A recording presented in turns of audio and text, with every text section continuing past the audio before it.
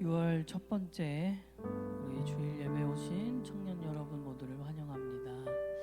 어느덧 2023년도 6월이 시작이 되었습니다.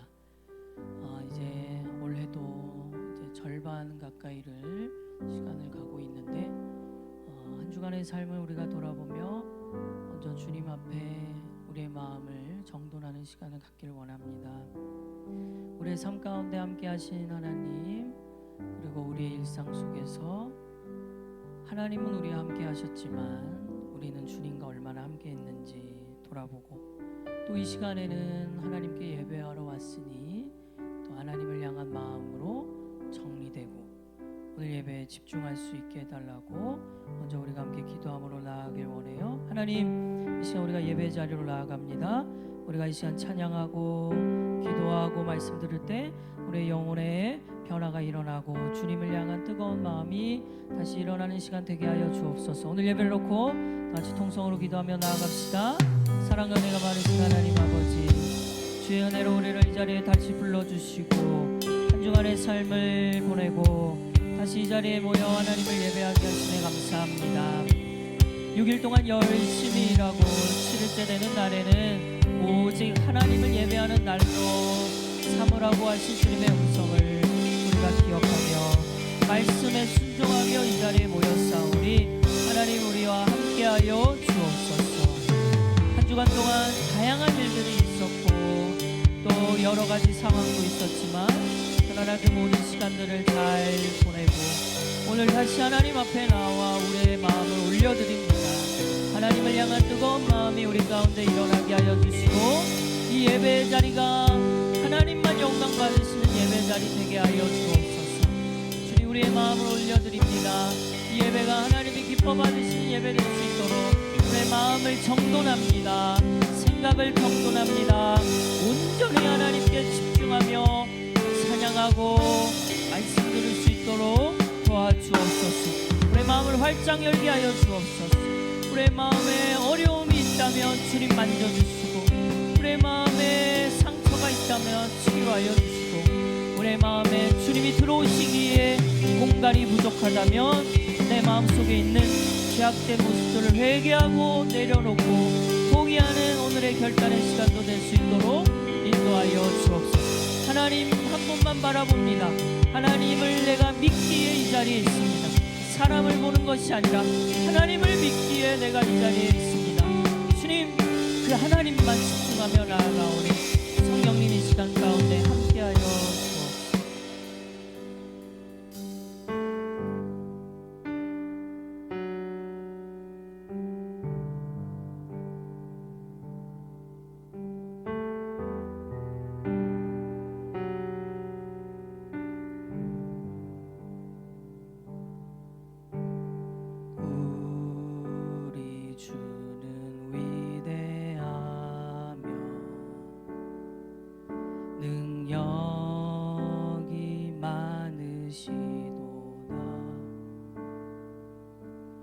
그의 지혜에 무궁하며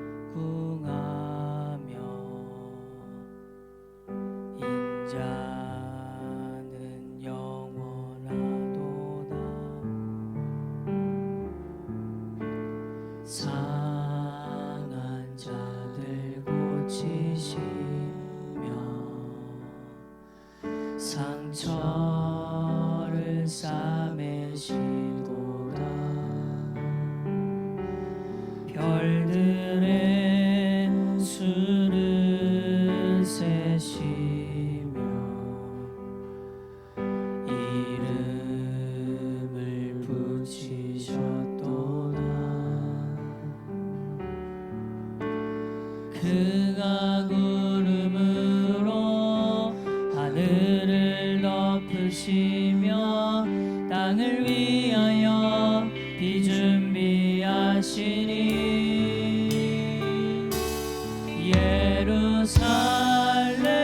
예루살렘아 여호와를 찬송할지어다. 내 하나님을 감사함으로 그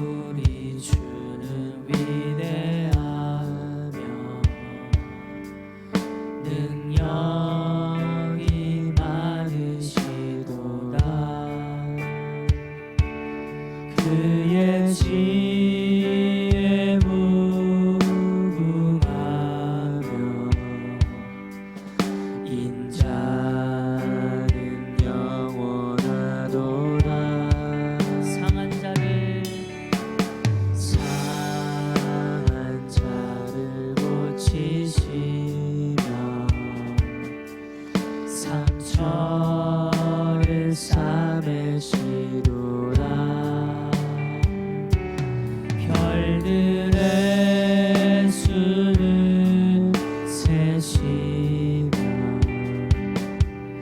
이름을 붙이셨도다.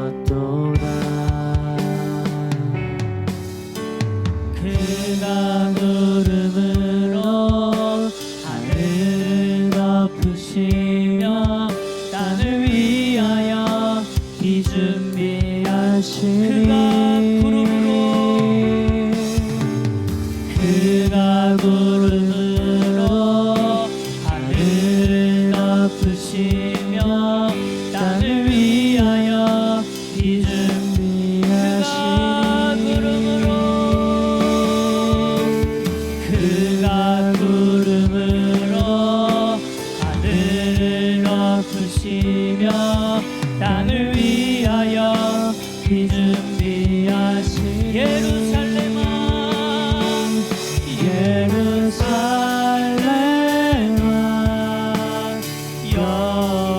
여호와를 찬송할지어다. 내 하나님을 감사함으로 그 앞에 나가며 주임제 앞에 경배. 예루살렘 여호와를 찬송할지어다. 내 하나님을 감사함으로 그 앞에 나가며 주임제 앞에 경배.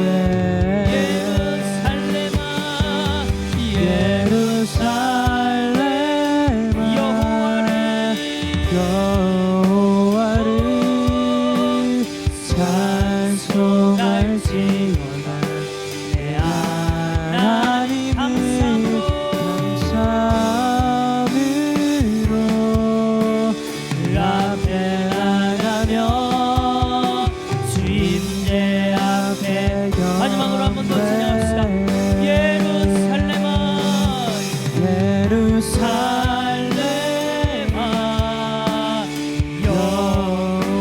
찬송하라. 찬송할지어다. 내 하나님을 감사함으로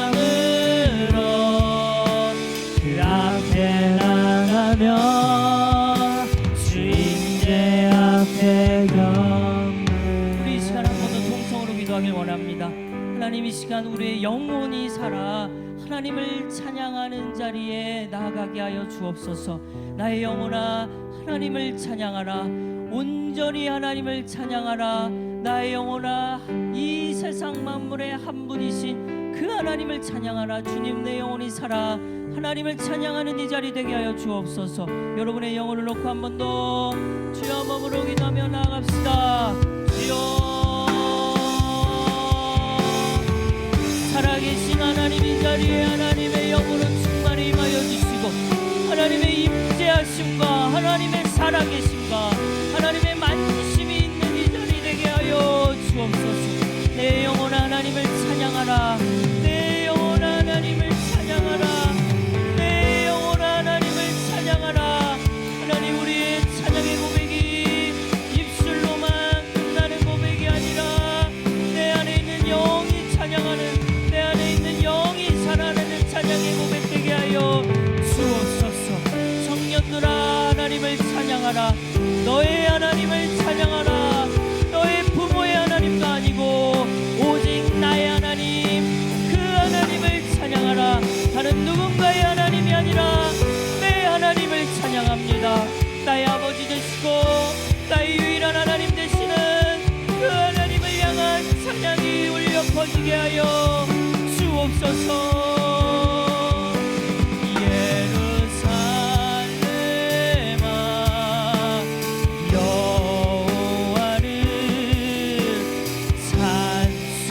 찬송할지어다. 내 하나님을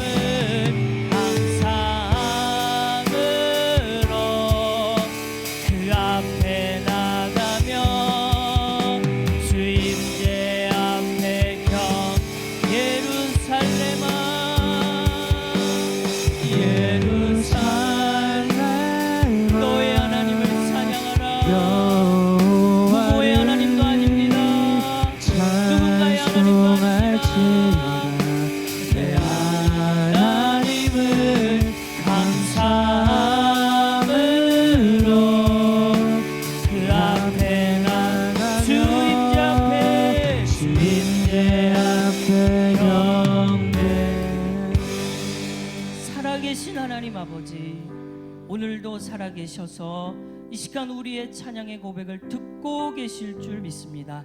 하나님, 나의 영혼이 깨어 주님을 찬양함으로 하나님이 온전히 영광받는 이 시간이 되게 하여 주옵소서. 누군가의 하나님이 아니라 나의 하나님이시기에, 누군가의 하나님이 아니라 내 안에 계신 그분이시기에 이 시간 이 자리에 찬양의 고백이 내 삶에 너무나도 중요한 시간입니다. 주님, 이런 마음으로 우리가 하나님을 찬양하는 이 시간 되길 원합니다. 우리의 찬양의 고백을 받아 주옵소서. 예수님의 이름으로 기도합니다. 아멘. 우리 다 같이 일어나 하나님을 더 뜨겁게 찬양합니다.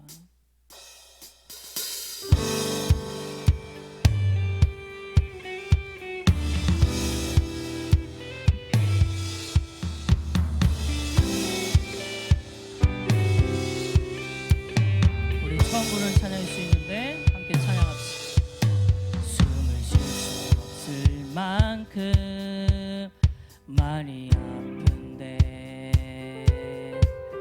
내가 노래할 수 있는 건 예수님 때문에. 살아있는 것보다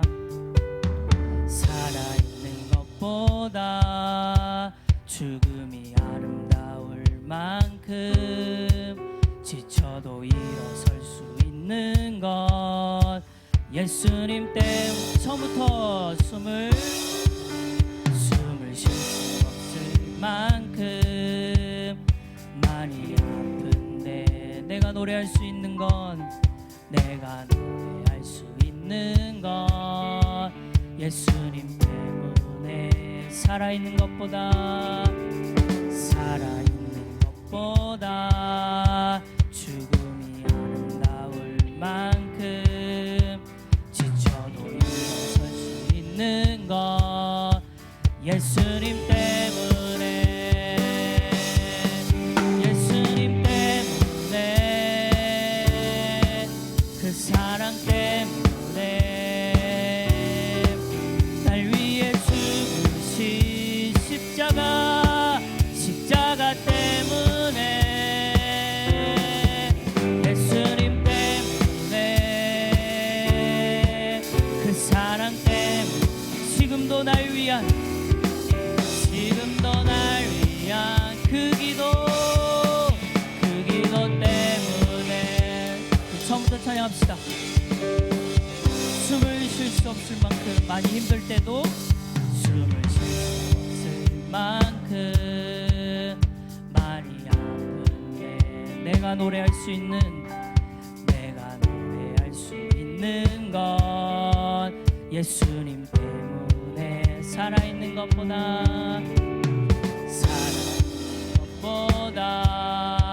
죽음이 아름다울 만큼 지쳐도 일어설 수 있는 건 예수님 그분 때문입니다. 예수님 때문에, 그 사랑 때문에 날 위해 죽은 십자가 때문에.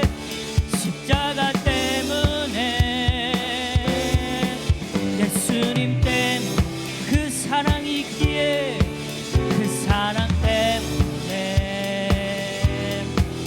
지금도 날 위한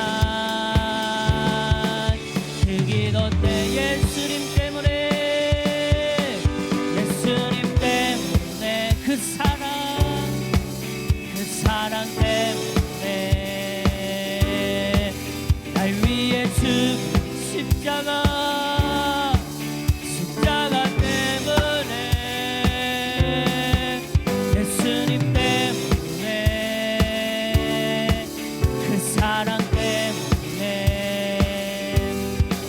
지금도 날 위한 그 기도 때문에.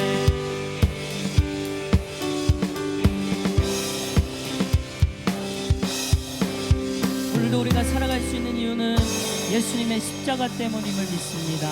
아멘.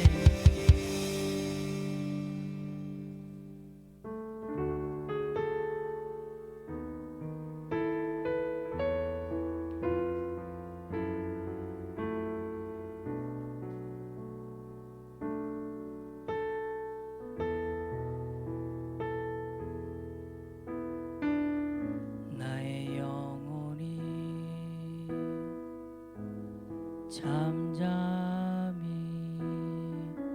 하나님만 바라며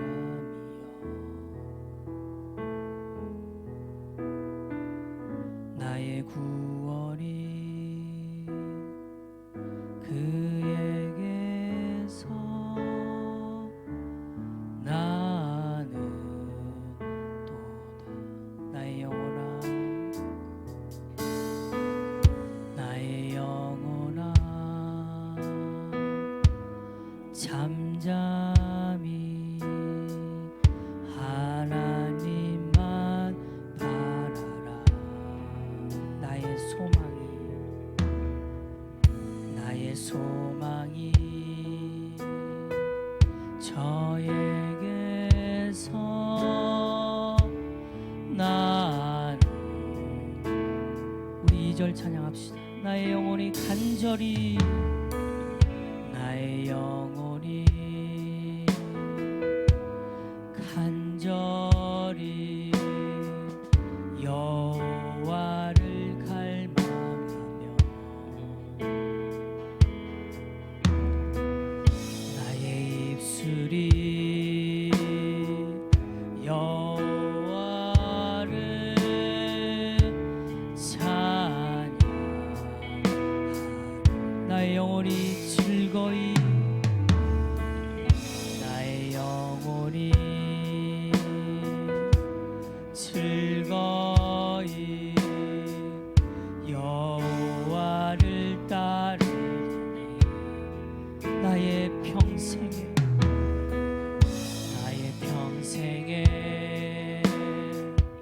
여호와를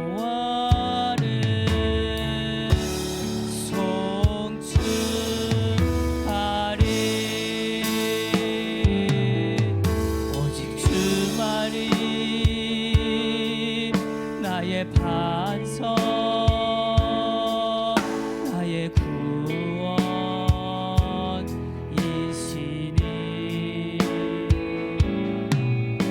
오직 주만이 나의 산성 내가 요동치 아니할 오직 주만이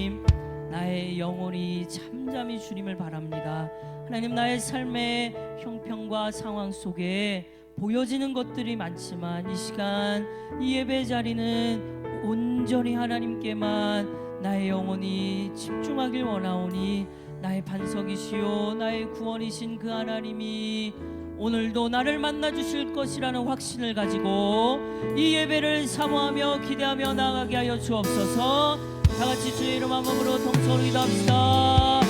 주여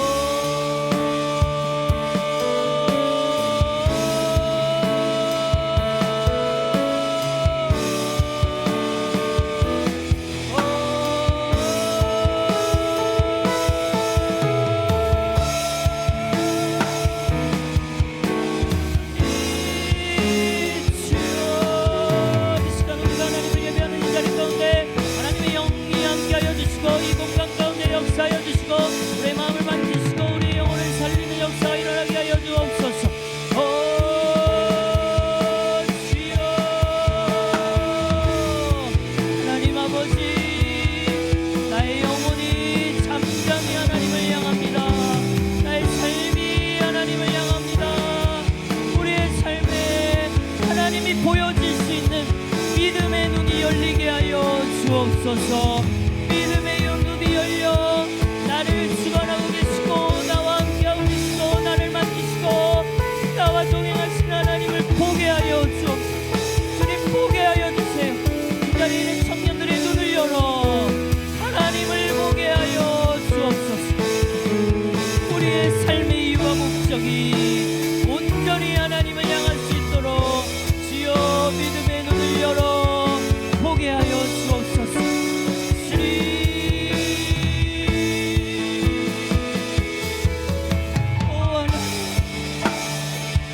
우리의 삶의 형편 속에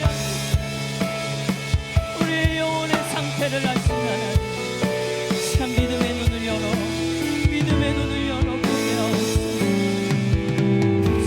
주만이 나의 산성 내가 요동치 아니 오직 주만이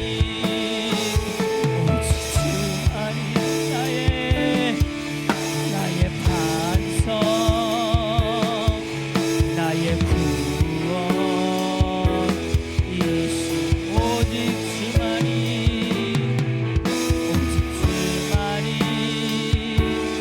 나의 산성 내가 요동치 아니하니.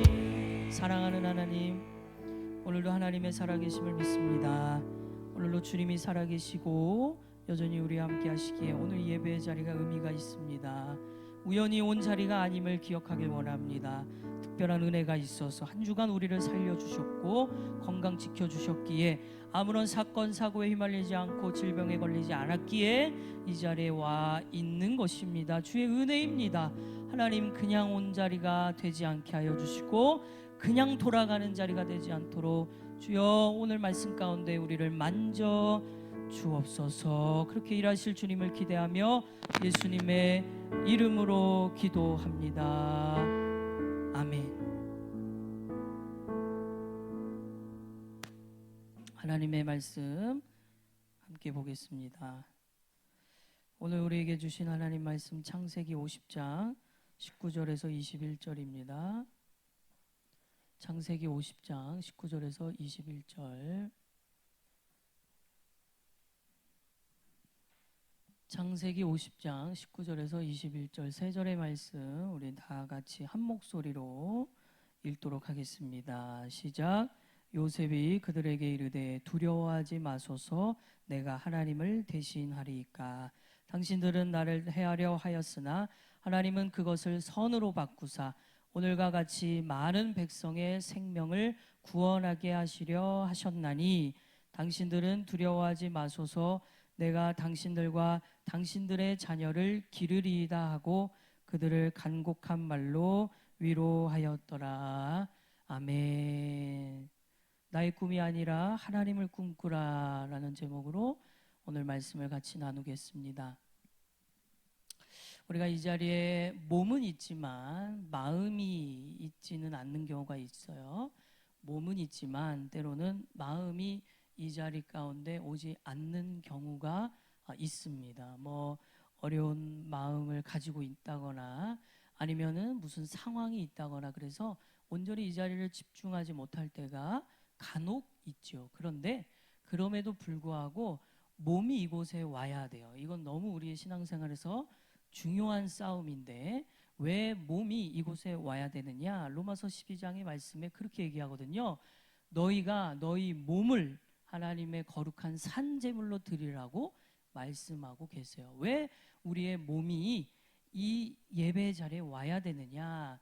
우리는요, 마음은 비록 딴 데가 있다 할지라도, 마음은 비록 딴 데가 있다 할지라도 물리적인 이 공간 속에 우리가 몸이 있으면 어쨌든 이곳에 영향을 받아요. 우리가 있는 곳에 영향을 받아요. 그래서 죄라는 것도 그 근처에 가지를 말아야 돼요. 가지를 말아야 되지.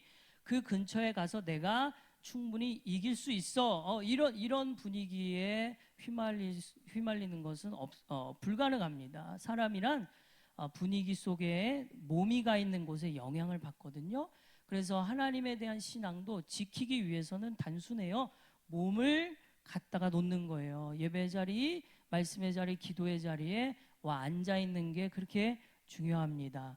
마음이 어렵고 힘들어서 말씀이 들리지 않는다 하더라도 몸이 와 있으면 이 속에서의 어떠한 분위기에 영향을 받아요. 술이 좋지 않지만 술을 먹게 되는 이유는 분위기에 휩쓸리는 경우가 많잖아요. 술 먹는 그 분위기 속에 어쩔 수 없이 먹는 그런 상황이 처해지듯이 분위기에 우린 영향을 받습니다. 예배 자리에 그래서 왜 와야 되느냐? 우리의 신앙의 가장 중요한 싸움, 그냥 와 앉아 있어야 돼요. 어떤 마음의 상태이든 내가 지금 어떤 생각 속에 어려움에 있든 그것이 조금이라도 회복되고 다시 하나님께 집중하기 위해서는 와서 내 몸을 하나님께 드리는 싸움이 있어야 되는 겁니다. 오늘 이 예배 자리에 나온 여러분도 다양한 상황 속에 또 한 주간에 무슨 일이 있었는지 정확히는 저는 다 모르지만 하나님이 아시기에 오늘도 이 말씀을 통하여 여러분의 이 영향받는, 여러분의 마음과 생각이 영향받는 시간이 되기를 간절히 바랍니다. 우리 지금까지 계속해서 하나님을 알아가고 있어요. 하나님을 굉장히 중요하다 그랬어요. 하나님을 알아가는 것은 우리의 신앙생활에 굉장히 중요합니다. 이유는 하나님을 안 만큼 우리가 믿을 수 있어요.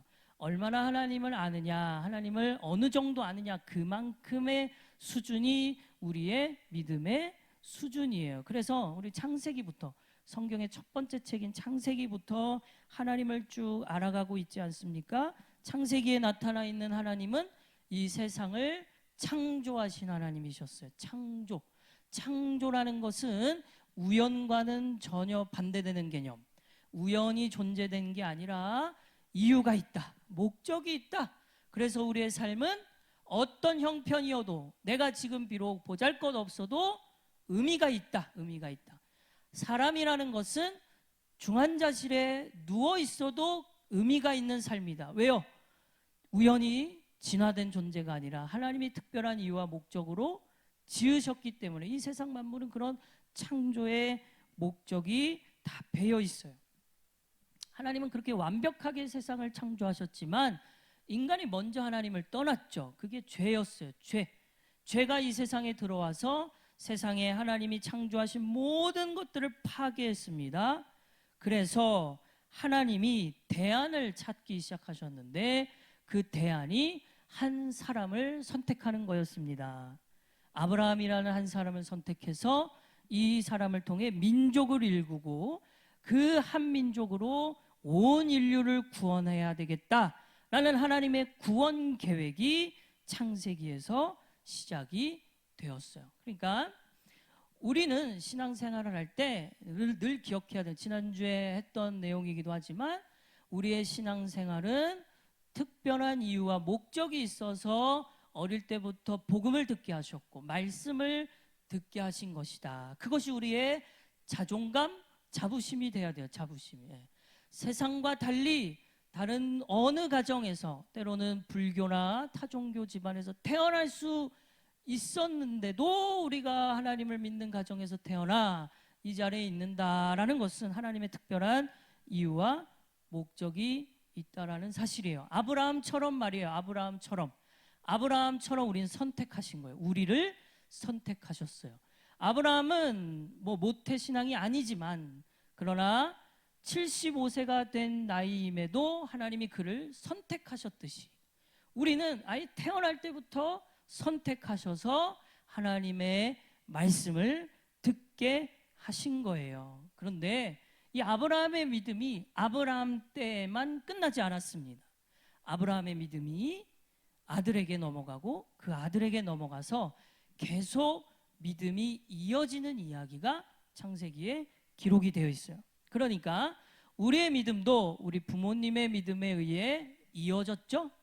또한 우리의 믿음도 나중에 누군가에게 이어지게 될 믿음이라는 거예요. 그래서 우리의 믿음이 중요한 겁니다. 나 하나의 믿음이 아니다. 아브라함의 믿음은 그래서 그 한 사람의 인생으로 끝나버리지 않고 아들로 넘어가요.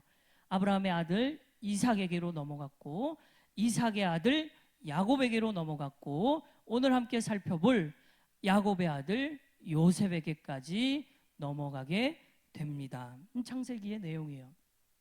오늘이 창세기의 마지막이 될 것 같아요. 자, 여러분 요셉에 대한 이야기는 여러분 많이 들어보셨을 거예요. 어릴 때부터 자주 듣는 아주 재밌는 이야기죠. 요셉의 이야기는 많은 어린 성경학교나 뭐 어디 교회학교에서 충분히 들어왔던 익숙한 이야기일 수 있습니다. 그런데 오늘 여러분과 함께 말씀을 나눌 때에는 요셉의 이 인생을 천천히 살펴볼 텐데 그 인생 속에 우리가 알고 있던 요셉이 아니었다라는 것을 여러분에게 오늘 말씀드리려고 해요. 요셉을 이야기할 때 많이 들었을 거예요. 요셉을 대표적으로 호칭하는 대명사가 있는데 요셉은 누구라고 별명이 지어져 있냐면 꿈꾸는 자라는 별명이 있습니다. 꿈을 꾸는 자. 그래서 어릴 때 많은 이제 교회학교에서 이렇게 가르치시죠. 꿈이 있어야 된다. 꿈이 있어야 하나님이 쓰실 수 있다. 꿈을 가져야 그 꿈대로 하나님이 이루실 것이다 라는 메시지로 우리가 많이 들어온 게 바로 요셉 이야기예요. 그러나 오늘 요셉의 인생을 잘 보면요, 요셉은 꿈꾸는 자가 아니었어요. 그는 꿈이 없었어요. 이 시대를 살아가고 있는 청소년 청년들에게 세상이 요구하는 것 중에 하나가 뭔가를 꿈을 가져야 된다 이렇게 요구를 해요. 왜요? 미래가 불확실하기에 앞으로 살아가야 될 우리 시대는 저를 포함하여 미래가 너무 불확실하기에 무엇을 하며 살아야 되지? 어떤 직업을 가져야 되지? 하는 고민들을 많은 우리 젊은 우리 모두가 고민을 해요. 그런데 성경에 나와 있는 많은 성경 인물들은 사실 꿈이 없는 사람들이었어요.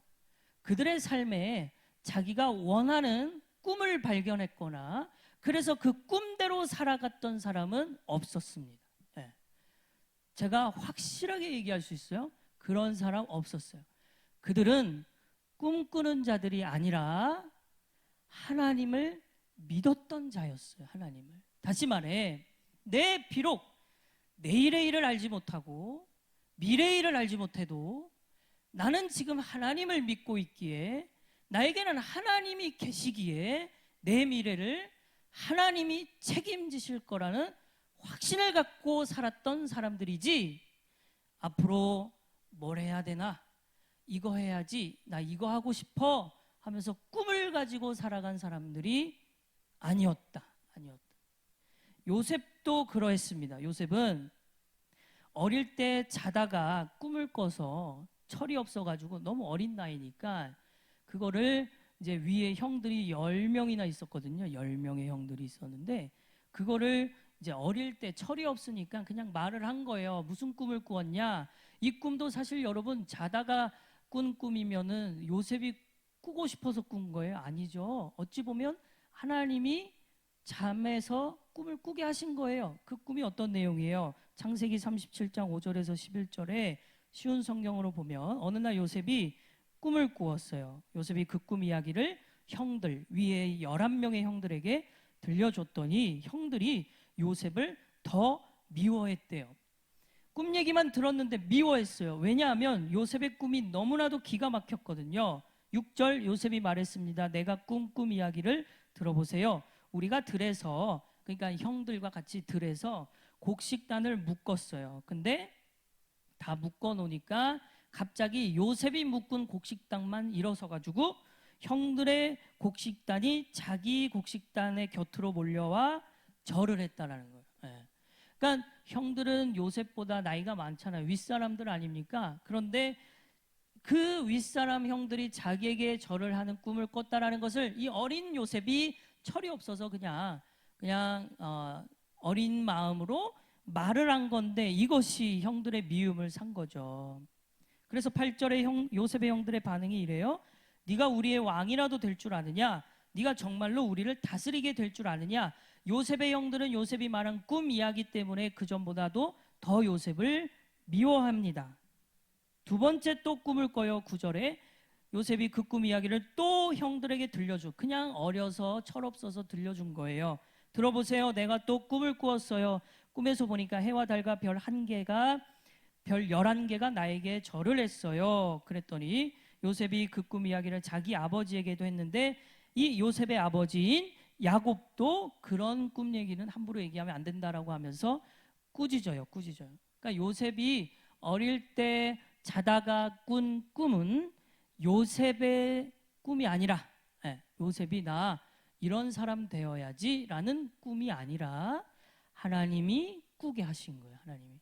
여러분 꿈도 하나님이 때로는 꾸게 하실 때가 있어요. 뭐 모든 꿈은 아닙니다. 아주 가끔 일어나는 일인데 하나님이 지금 요셉의 미래의 일들에 대해서 꿈을 꾸게 하셨어요. 11절 요셉의 형들은 요셉을 질투를 했습니다. 그러니까 이런 말도 안 되는 자기 앞에 요셉이 절했다. 뭐 해와 달과 별 11개가 요셉에게 절했다. 이런 꿈을 꾸니까 미움을 산 거죠. 근데 그 미움이 얼마나 컸냐면 생각해 보세요. 여러분에게 형이나 누나, 언니나 오빠가 있어요. 친자매, 친형제인데 지금 내가 어릴 때 한 11살, 10살 때 형 이러면서 나 어제 이런 꿈 꿨는데 이러면 여러분 반응이 어때야 돼요? 그냥 귀엽네 이러고 끝내야 되잖아요. 그냥 귀엽네 그랬어 그러고 들어주면 되는데 이 형들이 얼마나 미워했냐? 인신매매를 한 거죠. 자기 동생을 돈을 줘가지고 저기 말레이시아에다가 팔아버렸어요. 그러니까 내가 지금 내 형에게 내 누나 언니 오빠에게 꿈 얘기했더니 나중에 그것 때문에 날 미워서 말레이시아로 팔아버렸다. 말도 안 되는 상황 아닙니까? 요셉이 근데 그걸 당합니다. 이집트 땅의 노예로 팔려가요. 여러분 그러니까 요셉의 형들이 얼마나 이렇게 질투가 심했는지 알 수 있죠. 그런데 자 여기서부터 또 한 가지 봐야 되는 게 뭐냐면 만약 요셉이 정말로 자기가 어릴 때 꾼 꿈이 앞으로 내가 그렇게 되나 보다 라는 마음으로 그 꿈을 자기의 꿈으로 삼고 살았다면 그러니까 진짜 내가 형들보다 위에 되게 되는 건가? 내가 정말 많은 사람 앞에서 위대한 사람이 되는 건가? 이 생각을 갖고 있었다면 그렇게 만약 살았다면 요셉은 이집트 땅의 노예로 팔려갔을 때 누구보다도 가장 절망했을 거예요. 그렇잖아요? 아니 위대한 사람이 돼야 되잖아요. 어릴 때 꿈에 의하면 이렇게 가면 안 되는데 아니 내가 지금 이집트 땅의 노예로 가면 안 되는데 그러면서 자기 인생에 엄청난 절망을 경험했을 거예요. 근데 성경은 어디에도 그런 말이 없어요. 창세기 39장 1절에서 3절이에요. 요셉이 이집트로 끌려가요. 근데 그 이집트에 보디발이라는 이집트 사람이 있는데 그 사람은 파라오 이집트 땅의 왕을 호칭하는 게 파라오예요. 파라오. 옛날 성경은 바로라고 돼 있죠. 우리나라 조선 왕을 전하라고 했듯이 이집트 왕의 호칭은 파라오입니다. 이 파라오의 신하였어요. 그 사람은 왕궁 경호대의 대장, 장군 정도 되는 대단한 사람이었는데 보디발이 요셉을 끌고 온 이스마엘 사람들에게서 요셉을 샀다. 그러니까 이스마엘 사람이 끌고 온 노예 요셉을 샀어요. 근데 2절에 보니까 여호와께서 요셉과 함께 하심으로. 자, 여러분, 요셉이 어릴 때 꾼 꿈을 가지고 자기가 나는 위대한 사람이 되려나 보다라고 하면서 살았다면 절망을 해야죠. 노예로 팔려서 이제 끝이구나. 내 인생 끝났네. 평생 노예 생활하다 끝나겠네. 뭐야, 하나님 원망하고 하나님 떠나고 그렇게 충분히 할 수 있는 상황인데 여호와 하나님께서 요셉과 함께 성공하게 되었다는 거예요. 성공. 요셉은 자기 주인인 이집트 사람 보디발의 집에서 살았습니다. 3절, 보디발은 여호와께서 요셉과 함께 계시다는 것을 알았습니다. 보디발은 여호와께서 요셉이 하는 일마다 성공하게 해주신다는 것을 알았습니다. 여러분, 성공 맞아요? 진짜 지금 성경이 말하는 이 성공이란 단어가 여기에 어울려요? 아니죠. 성공이라고 하면 진짜 어릴 때부터 꿈대로 내가 적어도 노예까지는 가면 안 되지. 적어도 그냥 어릴 때 아버지 밑에서 자라다가 뭐 거기서 뭐 족장이라도 되거나 뭐 이렇게 뭔가 이렇게 정치적인 힘이 생기거나 이래야 요셉의 꿈대로 성공한 거 아닙니까? 근데 성경은 왜 여기다가 어울리지도 않는 성공을 이야기하고 있는 걸까? 여러분, 하나님을 믿는 우리 가운데 반드시 바꿔줘야 될 생각이 뭐냐면 성공에 대한 개념이에요. 성공은, 하나님을 믿는 사람들에게 성공은 다른 게 아니에요. 상황과 형편과 아무 상관없어요. 요셉이 지금 노예예요. 노예 신분이 그냥 짐승과 같은 취급받는 노예인데 왜 성경은 성공이라고 얘기하느냐? 하나님을 믿는 우리에게 성공은 하나님이 함께 하시면 성공이기 때문에 그런 거예요. 그러므로 우리가 열심히 살아 세상에서 인정받고 유명해지고 좋은 직장이나 좋은 위치에 올라가는 것, 이게 성공이 아니라는 거예요. 성경에서 얘기하는 성공. 하나님을 믿는 사람들의 성공의 개념은 바뀌어야 돼요. 여러분의 성공의 개념도 바뀌어야 돼요. 여러분, 최선을 다해 살아가다가 잘 안 될 수도 있어요. 예수를 믿어도. 그러니까 하나님을 믿어도 잘 안 될 수도 있어요. 죽을 병에 걸릴 수도 있어요. 사건을 만날 수도 있어요. 요새 너무 끔찍한 사건 많잖아요. 그러니까 우리가 이렇게 한 주간을 건강하게 살았다는 건 정말 특별한 은혜예요. 엄청 끔찍한 짓들을 많이 하지 않습니까? 요새 살인자 유명한 그 여자도 나오던데, 여러분, 그런 사건도 만날 수도 있고 사고, 교통사고, 아니면 뭐 인간관계 속에 어려운 일들을 만날 수 있어요. 하나님을 믿어도 그럴 수 있다고요. 근데 그걸로 인해 하나님을 믿는 자들은 절망하지 않아요. 왜? 하나님이 아직도 나를 떠나지 않으셨는데. 요셉은 그걸 알았어요. 그러니까 여러분, 주변에 하나님 믿어서 잘 됐습니다, 하나님 믿어서 돈 많이 벌었어요, 저 하나님 믿었더니 유명해졌어요 라는 간증들 많이 있어요. 여러분, 많이 있는데 그 간증들을 너무 맹신하거나 그 간증을 자기의 간증으로 삼거나 나도 이렇게 되나 보다 라는 생각을 갖는 건 위험해요. 하나님을 믿어도 고생하고 힘들게 살아가는 사람이 있습니다. 그러나 그의 마음 가운데 하나님이 함께 계시며 절망하지 않아요. 하나님 믿어 다 잘 되는 게 아니라는 거예요. 성공에 대한 개념이 세상에서 얘기하는 개념이 아니라는 겁니다.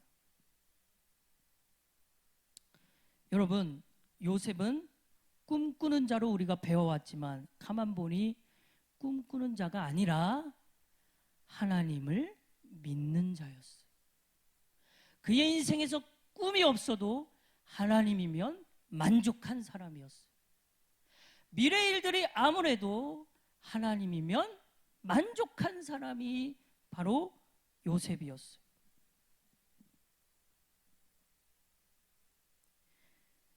요셉의 삶을 가만히 보면요, 그는 정말 하나님밖에 모르는 사람이었습니다. 창세기 39장 7절에서 10절에 보니까 이제 이집트 땅 보디발이라는 사람의 노예로 살아가다가 보디발이 그를 인정해서 자기 집안 모든 일을 다 맡깁니다. 노예 신분인데 맡겼어요. 그만큼 성실했고 최선을 다해 살았어요. 만약 자기 마음 가운데 하고 싶은 꿈이 있었는데 그게 지금 절망으로 왔다면, 이 상황에 의해 자기 마음에 절망이 가득했다면 그 순간 노예 신분에서 최선을 다할 수가 없었을 거예요. 사람이란 절망하면 아무것도 하기 싫거든요. 굳이 내가 맡은 자리에 최선 다하고 싶지 않아요. 절망이 들어오면, 상처가 들어오면, 실망이 들어오면 굳이 열심 내고 싶지 않아요. 그런데 요셉은 이 증거예요. 열심을 냈기 때문에 보디발에게 인정을 받은 거예요. 그렇다면 열심을 냈다, 이 말은 요셉이 노예로 팔렸어도 절망을 하나도 안 한 거예요. 7절에 시간이 흐르자 주인의 아내가 요셉에게 점점 눈길을 줘요. 어느 날 주인의 아내가 요셉에게 말했어요. 나와 같이 자자. 요셉이 굉장히 잘생겼나 봐요. 주인의 아내라면 사모님인데, 사모님과 지금 요셉은, 지금 성경학자들이 이때 아무리 나이가 많아도 20대였을 거다, 요셉이. 근데 사모님이면은 아줌마인데 같이 자자라고 할 정도로 요셉이 잘생긴 거예요. 근데 8절에 요셉은 거절합니다. 요셉이 주인의 아내에게 이렇게 말해요. 제 주인께서는 이 집의 모든 일을 저에게 맡기셨습니다. 9절, 주인의 집에는 저보다 높은 사람이 없습니다.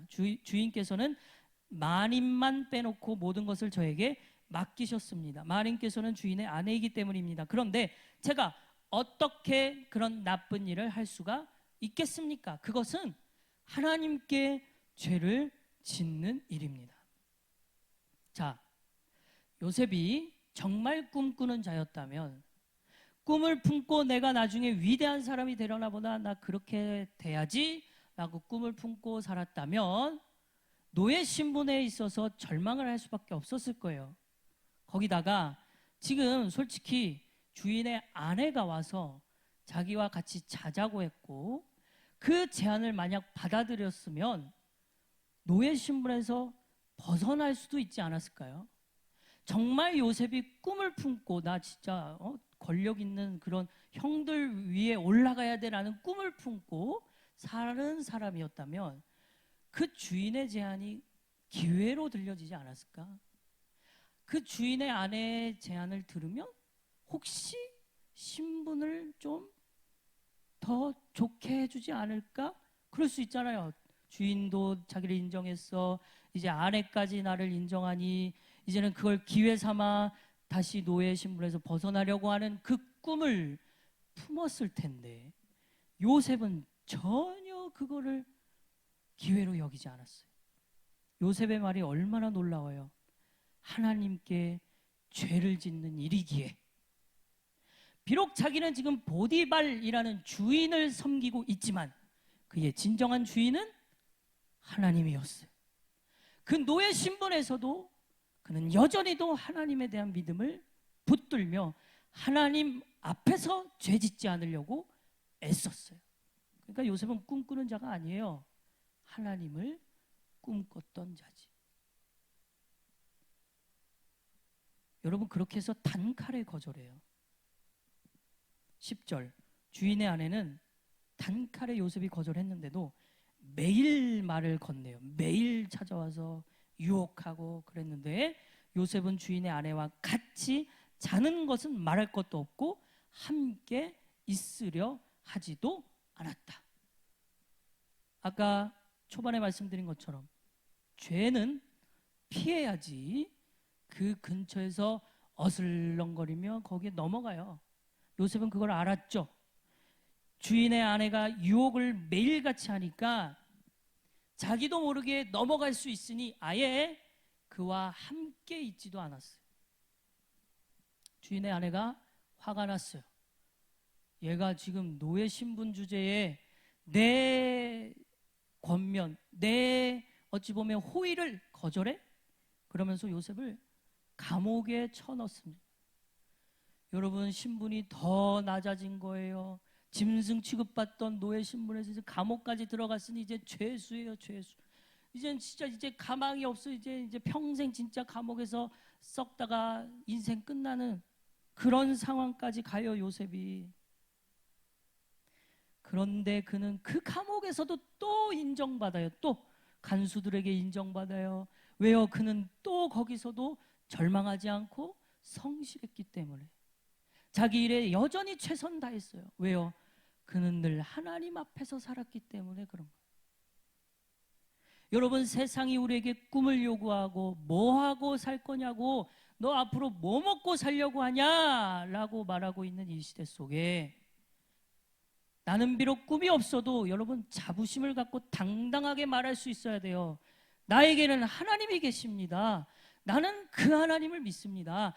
예, 내가 앞으로 뭐 하며 살지 몰라요. 모릅니다. 사실이에요. 모르는 건 사실이지만, 그러나 내가 아는 하나님은 나를 결코 포기하지 않으시니 나를 반드시 책임지실 것입니다. 이 믿음이 우리 마음에 있기를 바랍니다. 그게 하나님 믿는 거예요. 오늘 창세기를 마무리하며 요셉에게 역사하신 하나님은 그와 함께 하시는 하나님이었어요. 창세기를 시작할 때 이 세상 만물을 창조하신 하나님, 그 하나님 우리가 배웠죠. 아브라함의 인생 속에, 그 아브라함의 인생 속에 역사하신 하나님의 이야기를 우리가 배웠어요. 계속 우리 하나님 알아가는 거예요. 하나님 알아가는 거예요. 오늘 어떤 하나님을 알아가야 되겠습니까? 내 인생을 책임지시고 함께 하시는 하나님을 우리는 또 배우는 겁니다. 아, 그러면 나 내일도 살 수 있겠어. 아, 그러면 나 절망을 안 해도 되겠네. 모르겠어. 나 지금 오늘 있는 이거 과제 하는 것만 지금 하는데 앞으로 내가 졸업해서 뭐 할지 모르겠어. 어떤 직장에 가야 될지, 무슨 일을 해야 될지, 누구를 만나야 될지 모르겠어. 그런데 내 안에 하나님이 계신 게 믿어져. 그럼 성공이에요, 성공. 성경이 말하는 성공. 하나님 우리의 마음에 이 믿음 있게 하여 주옵소서. 이게 우리의 삶의 기준이 되게 하여 주옵소서. 나의 꿈이 아니라 하나님을 꿈꾸세요. 하나님을. 나 몰라요. 앞으로 일 모르는데 하나님은 나를 통해 분명히 엄청난 일을 하실 걸 믿어요. 하나님 꿈꾸는 거예요. 하나님. 요셉의 인생 지금 쭉 살펴봤지만 파란만장했어요. 어릴 때 자기가 꾼 꿈 얘기했다고 친형들에게 인신매매 당하고, 그렇게 해서 이집트 땅으로 팔려가요. 아무도 없는, 아무도 모르는 낯선 나라에 가서 노예 신분으로 그렇게 처절하게 살아가요. 근데 그는 늘 성실하게 하나님 앞에서 산 것밖에 없는데 주인의 아내에 의해 억울한 옥살이, 감옥의 신분, 죄수까지 되어버립니다. 이 정도면 충분히 자기 인생 회의감 느끼고 하나님이고 뭐고 나발이고 다 때려치겠다라고 할 수 있는데 그는 절망하지 않고 끝까지 하나님을 붙듭니다. 얼마나 그의 인생 속에 외로운 시간이 많았을까요? 외로운 시간이. 얼마나 그는 내가 혼자인 것 같다라는 생각을 많이 했을까? 어릴 때 10대의 나이에 다른 나라에 가버려 혼자 그 험한 일을 겪어야 됐고, 부모님이 책임도 못 져줘. 부모님에 대한 그리움은 얼마나 컸을까요? 가족들에 대한 그리움은 얼마나 컸을까요? 그렇게 10대, 20대를 보냈어요.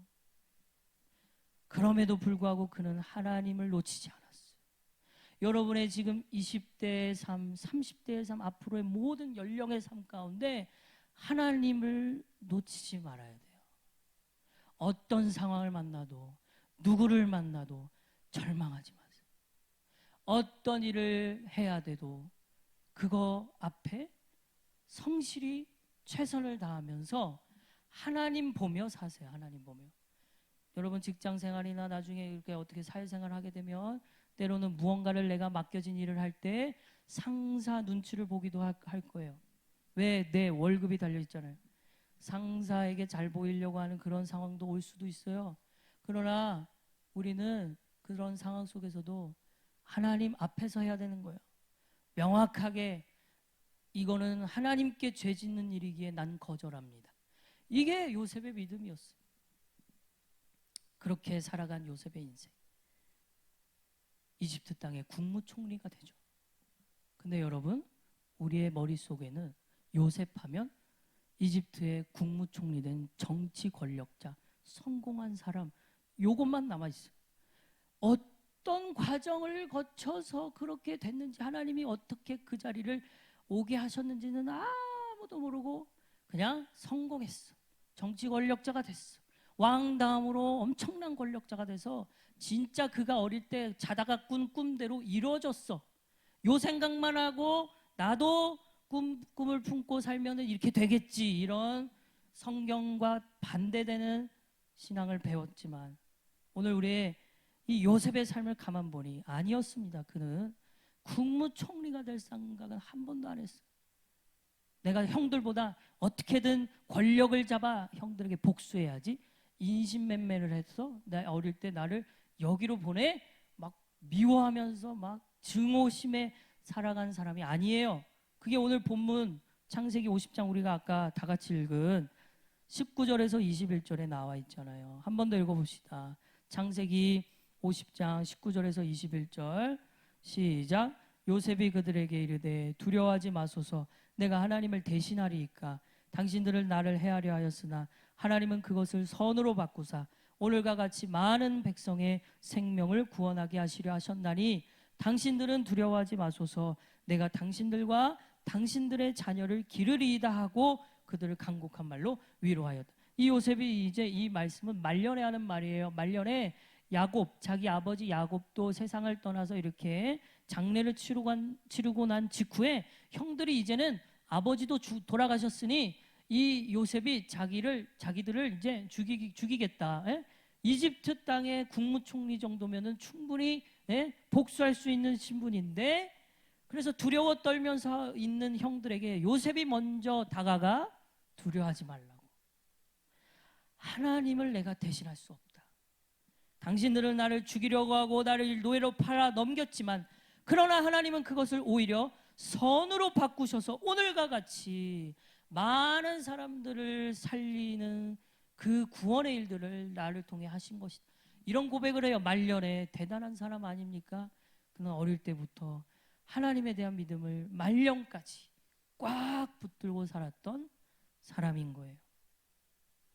사랑하는 여러분, 여러분 마음에 세상이 요구하는 성공을 품는 것이 아니라 성경이 얘기하는 성공을 품게 되기를 바랍니다. 하나님 믿어서 좋은 대학 가게 되었어요. 하나님 믿어서 제가 유명해졌어요. 하나님 믿으니까 내가 원하는 꿈대로 되더라고요. 이게 아니에요.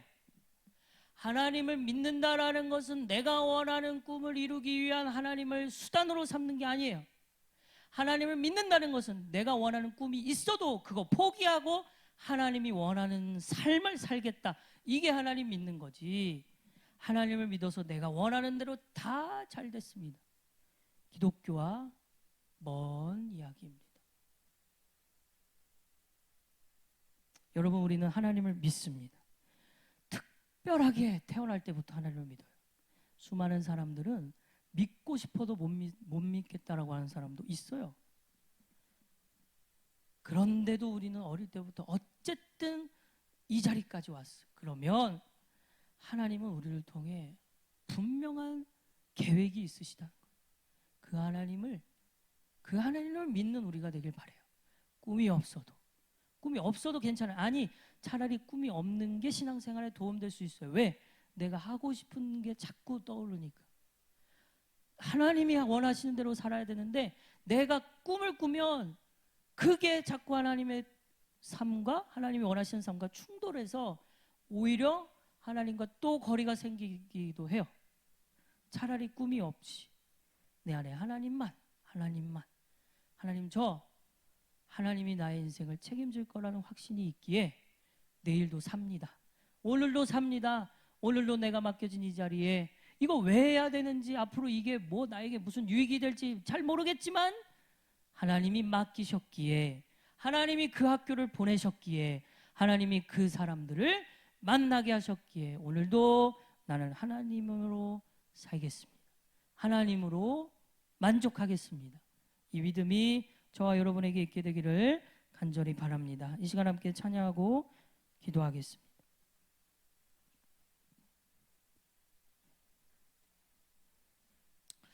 우리 에어컨 좀 틀어주세요.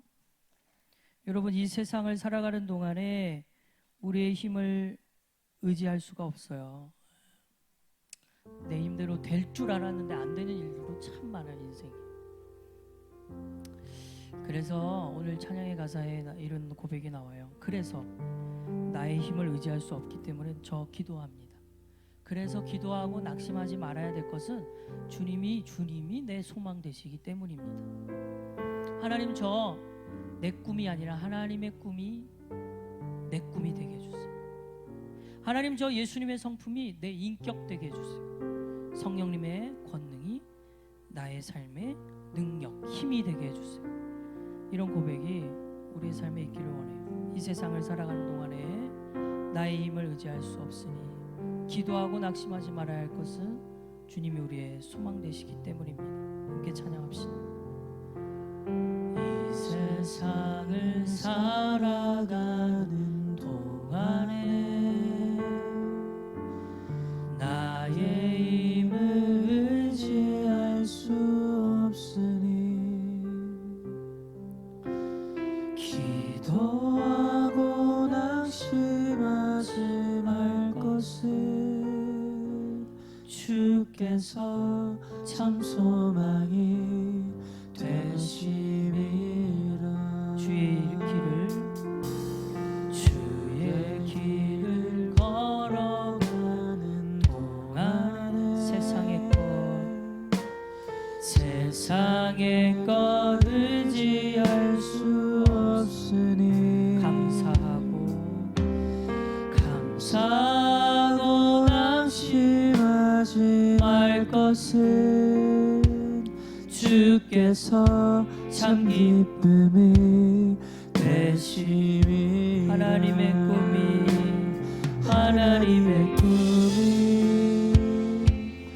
나의 비전이 되고 예수님의 성품이 나의 인격이 되고 성령님의 권능이 나의 능력이 되길 원하고 바라고 기도합니다. 처음부터 찬양합시다. 이 세상을 살아가는 동안에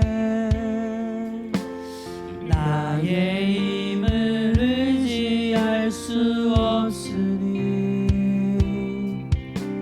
기도하고 낙심하지 말 것은 주께서 참 소망이 되심이라. 주의 길을 걸어가는 동안에 세상의 것 의지할 수 없으니 감사하고 낙심할 필요 없어요. 감사하고 낙심하지 절망할 필요 없습니다. 주께서 참 기쁨이 되심이라. 하나님의 꿈이 나의 비전이 되고 예수님의 성품이 나의 인격이 되고 성령님의 권능이 나의 능력 되길 원하고 바라고 기도합니다. 하나님의 꿈이 나의 비전이 되고 예수님의 성품이 나의 인격이 되고 성령님의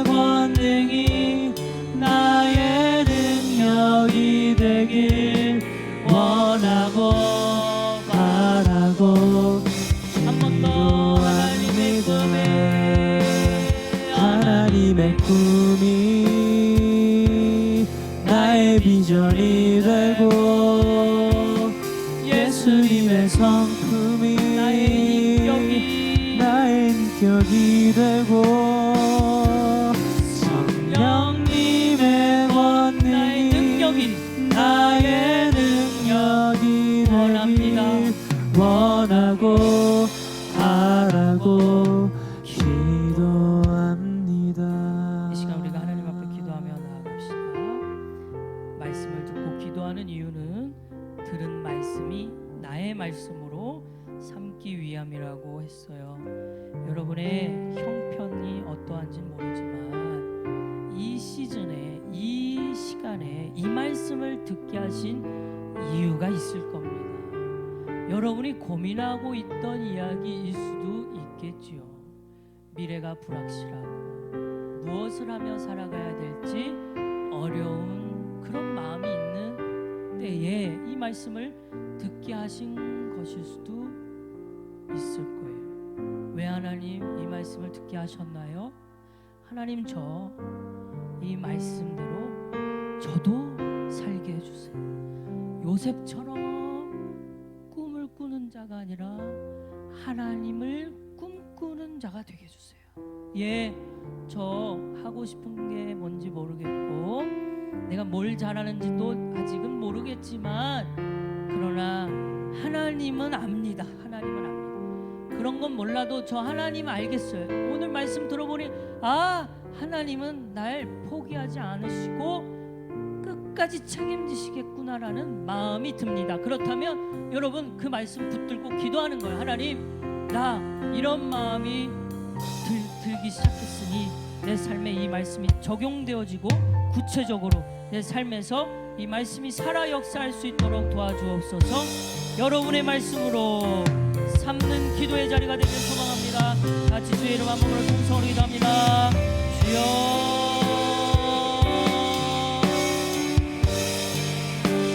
오 하나님, 우리에게 이 말씀을 듣게 하신 이유와 우리에게 이 시즌에 이때에 이 말씀을 듣게 하신 이유가 무엇입니까? 하나님, 내 삶에 하나님으로 만족할 수 있도록 도와주옵소서.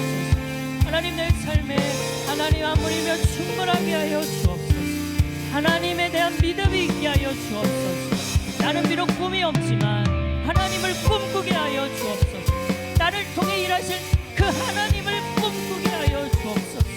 하나님이 나와 함께 하시는 일들이 경험되어지게 하여 주옵소서. 세상의 성공은 잘되고 돈 벌고 유명해지는 것이지만 하나님이 얘기하는 성공, 성경이 말하는 성공은 하나님과 함께하는 거라고 하고 계십니다. 어떤 상황이어도 하나님과 함께하면 절망하지 않습니다. 하나님과 함께하면 낙심하지 않습니다. 주님, 우리의 꿈이 아니라 하나님의 꿈을 품게 하여 주옵소서. 주님,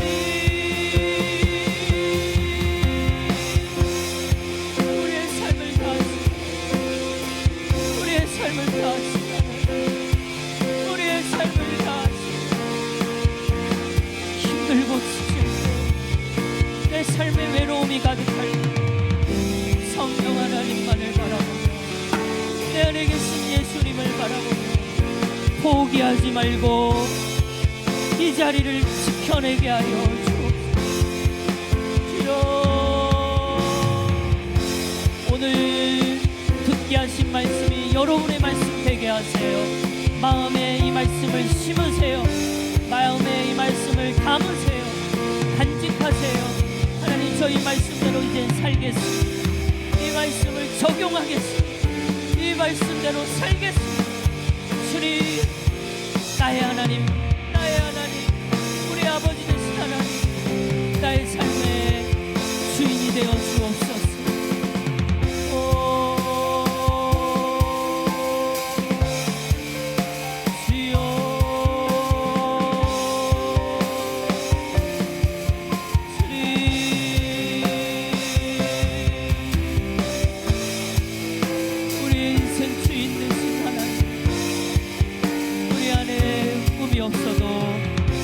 꿈이 우리의 꿈 되게 하여 주옵소서. 하나님의 꿈이